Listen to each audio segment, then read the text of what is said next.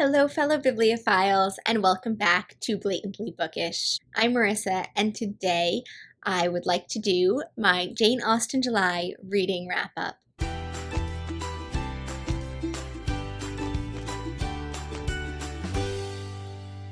So, Jane Austen July is over. It was absolutely wonderful, as all Jane Austen Julys are. I didn't get to read as much as I wanted to for Jane Austen July, and I never seem to get around to the challenge about reading a contemporary of Jane Austen, which is always such a shame. But I still managed to read 5 books and watch plenty of movies, so I will go ahead and share all of that with you now. First, I'll start with the 3 things I read by the fabulously talented Jane Austen herself. It's always a great Jane Austen July when you get to read so much of Jane's work. This month, I managed to read Persuasion, Pride and Prejudice, and Lady Susan. Let's start with Persuasion. According to Goodreads, this was only my 2nd time reading Persuasion, though I thought it was my 3rd. But me and Goodreads will just agree to disagree on that one. Regardless, Persuasion is still the Jane Austen novel that I am least familiar with, and it was wonderful to revisit it this time around. Persuasion is, of course, the story of Anne Elliot, who was persuaded to break off an engagement to the man she loved by her family and her surrogate mother figure, Lady Russell. Almost a decade later, the love of her life returns, stirring up Anne's feelings of regret, agony, yearning, and dare we mention, hope. I listened to an audiobook version of Persuasion, narrated by Olivia Williams, which was great. She did a really peculiar and affected voice for Sir Walter Elliot, which at first I found quite annoying, but I actually warmed up to it, and eventually I thought that it enhanced the ridiculous pretentiousness of his character. And in fact, on this read, I paid more attention to how genuinely funny Anne's family can be in their status-conscious nature, their over-the-top reactions, and general self-centered melodrama. But my favorite is always the quiet agony of Persuasion, the little gestures and glances that the reader glimpses, but that the other characters are oblivious to. The slow burn of the story and the intimate knowledge of Anne's emotions. And of course, Anne as a character is remarkable.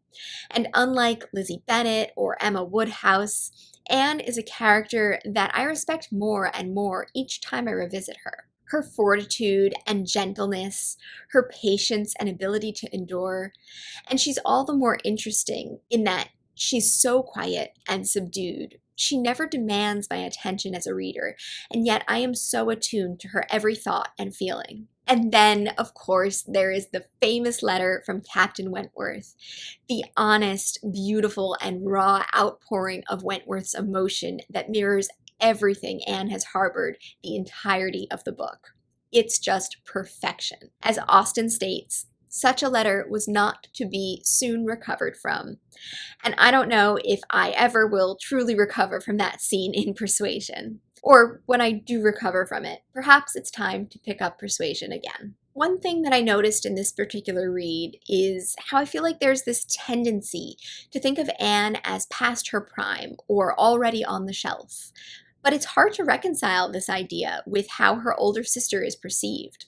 Elizabeth Elliot is 2 years older than Anne, and yet there is this pervading sense in the text that she may still get married, while Anne's prospects are all but gone. It's not something that I fully understand or have made sense of, but it's something that I picked up on. So if you have any thoughts on this subject, I'd love to hear them. I also love to think about Persuasion in terms of decay and erosion, and sometimes rebirth as well. There's the idea of fading looks that pervades the text, the preoccupation with renting Kellynch Hall, and the worry that the Elliot family is falling into financial ruin and disrepair, while people like the Crofts are rising to prominence through wealth. There's certainly a type of decay and rebirth that happens with Louisa Musgrove's storyline and with Captain Benwick as well. And then, in contrast to all of this change and decay and erosion of status, you have Anne, who to me seems so solid and unchanging in all the right ways,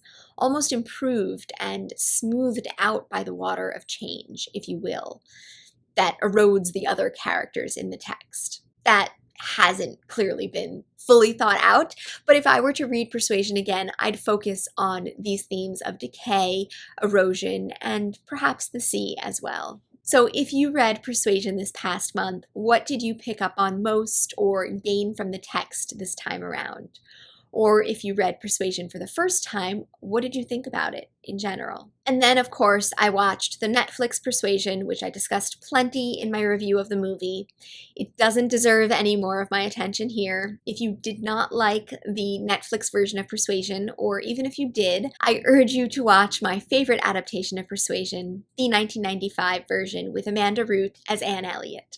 It does such a wonderful job of highlighting the spirit and essence of Austen's work, as well as all of my favorite aspects of the text. On to Pride and Prejudice. Pride and Prejudice holds such a special place in my heart. It's one of my favorite books of all time, and I reread it more than I read any other book. Yeah, I think I can say that. It's wonderful and comforting and just such a joy.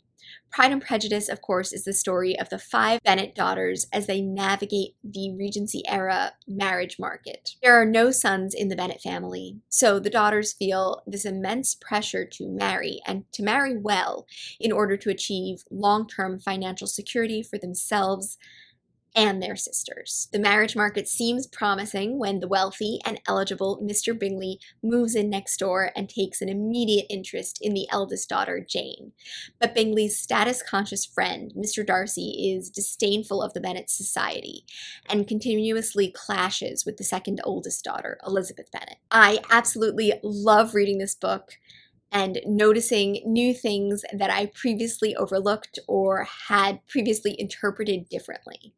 I feel like there's always more to discover about the characters and social class and time period and all of the subtleties and intricacies that Austen weaves into this book. Her writing in general is impeccable, of course, but I think Pride and Prejudice is just some of her absolute best. I love the witty prose of Elizabeth Bennet, and really all of the dialogue. The characters are just so rich and interesting, and I take pleasure in reading about each and every one. Even the characters that irritate me, like Mr. Collins and Caroline Bingley and Lady Catherine de Bourgh, are so interesting and enjoyable to read about. I love paying attention to Darcy's character arc. He's a character that I feel differently about each time I read the book. This read, I was a bit more sympathetic towards him than in some previous reads of the book. Really, one of my favorite things about this book in general is how my perceptions of the characters change with each read. This time, I was far more critical of Mr. Bennet than ever before. Usually, I latch onto Mr. Bennet's preference for Lizzie and his humor to overlook the majority of his lackadaisical parenting. But this read, I saw just how lazy and unperturbed he can be with his social responsibilities towards his family. I also focused more on the card game scenes in this read and the implications of those scenes on characters, mostly because of the whole card game video that I did this year. One of my favorite things to do with Pride and Prejudice is reread it while focusing on a particular aspect of the book, be it card games or proposals or balls. This is just such a fun, funny, and rewarding book, and I can't wait to see what future reads have in store for me as well. If you read Pride and Prejudice with us this year for the first time, what were your first impressions? Pun intended. And if you read it with us as a reread, what were some aspects of the book that changed for you? Or what did you particularly focus on this time? And of course, I also read Lady Susan for Jane Austen July. I absolutely adore Austen's less polished novella about the conniving, manipulative, mistress of deception, Lady Susan. The recently widowed Lady Susan Vernon tries to secure a favorable second marriage for herself while trying to force her poor daughter into a far less desirable match, taking advantage of her brother-in-law's hospitality and conducting an affair with a married man. She is so selfish and deceitful and cruel, and yet reading about her is an absolute joy. Bits of Lady Susan are laugh-out-loud funny. Lady Susan is obviously not the polished Austen novel that we're accustomed to, but it's good fun. It has less character development than most Austen works and less plot, but it's a joy to read and infinitely quotable. The biggest critique I have of the novella is its abrupt ending. It seems as though Austen had just had enough of the epistolary format and decided to quickly and suddenly wrap it up with a few paragraphs. I personally find that any faults one has with reading Lady Susan can be smoothed over by watching the phenomenal adaptation Love and Friendship. Love and Friendship may in fact be my favorite Austen adaptation of all time. I know, that's really controversial, but this adaptation captures the spirit of the original work while adding plausible differences that don't detract from the original in any way. The movie actually enhances the text for me in a way that no other Austen adaptation does. Granted, no other Austen work really needs enhancing, so there is that. Regardless, I highly recommend following up a read of Lady Susan with the movie Love and Friendship. I had so much fun discussing both the book and a little bit of the movie with my fellow co-hosts Katie and Claudia this past month. If you missed our Lady Susan discussion, please do go check it out on Katie's channel. I'll put the link in the description below. For some nonfiction about the Regency period, I read The Time Traveler's Guide to Regency Britain by Ian Mortimer, which was kindly sent to me by the independent publisher Pegasus Books. This was a phenomenal and immersive overview of Regency Britain, conveyed as travel advice. Mortimer shares what you'd need to know to survive a trip back to Jane Austen's time, what you could expect to eat, drink, wear, see, and smell, and the attitudes and philosophies of the time. He peels back the layer of Victorian morality from our view of the Regency and allows us to see the time period with all its inherent contradictions. This book had the best explanation of Regency class, status, and rank that I've ever encountered, and the information that I gleaned from here was invaluable in making my video 10 tips to get the most out of Pride and Prejudice and Austen's work in general. That being said, I did have a few issues with the text. There were a few minor inaccuracies, mostly with topics that dealt with women, but the major issue I had with the book was its discussion of LGBTQ themes. The section titled Transvestitism is not handled with the same tact and sensitivity as the rest of the book, and frankly, I recommend skipping it entirely. This section would have benefited from a quick definition of the outdated term transvestitism as it was understood in the Regency era, and an explanation of transgender identity and how it was or was not understood and defined in the time period. This problematic section is 2.5 pages out of this 370-page book, so it's quite easy to skip over, which I highly recommend doing because the rest of the book is quite entertaining and informative. And the last book I read in the month of July was The Jane Austen Project by Kathleen A. Flynn. This book actually paired really interestingly with The Time Traveler's Guide to Regency Britain because it's all about two people who travel back in time to Regency England, 1815, to obtain a completed, unpublished novel hinted at in Jane Austen's letters. This book is creative, entertaining, and smart in so many ways.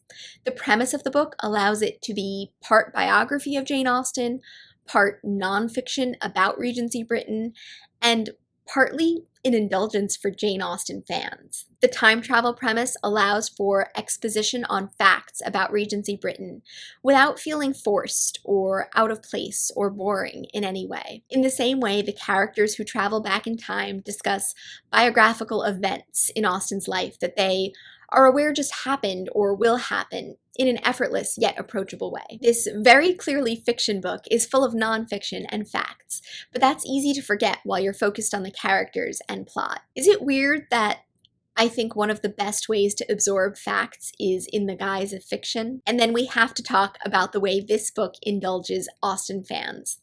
We connect with all of the feelings of our main character when meeting Jane Austen for the first time. She is, in short, starstruck. Yet Jane Austen is of course not yet recognized for her literary genius or well known in her time. I mean, what would you say to Jane Austen if she was just an ordinary person unaware of her fame? It's a monumentally difficult question, and luckily, one that I don't need to come up with an answer to. The Jane, Henry, and Cassandra Austen in this book are very believable, well-drawn characters. The book basically portrays them as one would imagine them to be, based on biographies, letters, and what we know about them in general. And I love how we get to explore some of the things that Austen fans and scholars speculate on, such as Jane's mysterious illness, why she seemingly didn't write for a period of time in her life, her incredibly short-lived engagement with Harris Bigwither, and why she never married, the implications on society of having another finished work by Jane Austen. Obviously, the explorations of these aspects of Jane Austen in the novel are all speculative, but there's something very satisfying as an Austen fan to have the character of Jane Austen explain the mysteries of her life to us. And then, of course, there's the very solid story of our main characters and the psychological effects of living in the Regency era for an extended period of time, as well as the usual conflicts you might expect from a time travel novel, like the complexities of returning to the future, preserving or altering timelines, etc. There's also a romance plot in the book, so it's a really interesting combination of sci-fi meets historical fiction meets romance. I highly recommend this book for those who either love Jane Austen, time travel novels, or both. I know pairing Jane Austen with time travel and also a romance plot sounds like it could go horribly awry, but this was actually quite enjoyable and respectful of Jane Austen's work and life. So those were all the books that I read in the month of July. I always wish I could read more, or that July could have a few extra weeks tacked onto the end. Jane Austen July is just never quite long enough. I actually started The Genius of Jane Austen as well, but I only read 13 pages or so. It's clearly brilliant, but I just didn't have the time for it this month. At the very end of the month, Infamous by Lex Croucher arrived for me, so I hope to read that in August sometime. Though August is already quickly slipping away from me, so we'll see how that goes. I sincerely hope that you had a spectacular Jane Austen July. Thank you so much to my co-hosts Katie and Claudia for a wonderful month. And thank you for participating and getting into the Jane Austen July spirit. I would love to know what your favorite part of Jane Austen July was this year, whether it was a book you read, a movie you watched, a booktube video you watched, or a new interpretation or insight into something Austen wrote. Please do let me know in the comments down below. And until next time, I look forward to seeing you in another video very soon. Bye!